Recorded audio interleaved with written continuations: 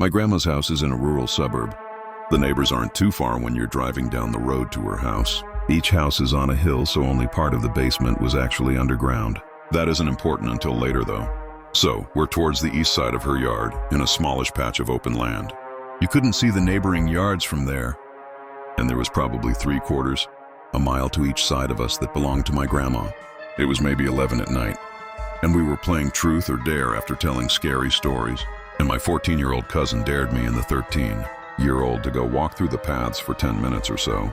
I said yes right away, as I wasn't easily scared and rather level-headed, but my younger cousin was a bit more hesitant. We didn't bring a flashlight because it wasn't pitch dark yet, and we could see enough to not die. We were walking through the paths for about 5 minutes and could barely see the fire through the trees when we decided to turn. In the middle of the path was a large dog-like creature, hunched over with its front hands an inch from the ground. What I remember most was how its eyes were so bright white, and it was humanoid dog-shaped with a human-like head, but a dog-like body but human hands and feet. It looked right at us, and I was paralyzed with fear as it dashed away the opposite way from us, towards a creek that ran through the yard. Eventually, my cousin and I screamed, and the other cousins and my grandma ran to us. I don't remember much here because I was really disoriented, and I couldn't think properly. But I did wake up in bed, so I assumed that I was brought up to the house. All the kids slept in the basement, in a big room with sliding glass doors to the outside, as the room was on the side that wasn't underground.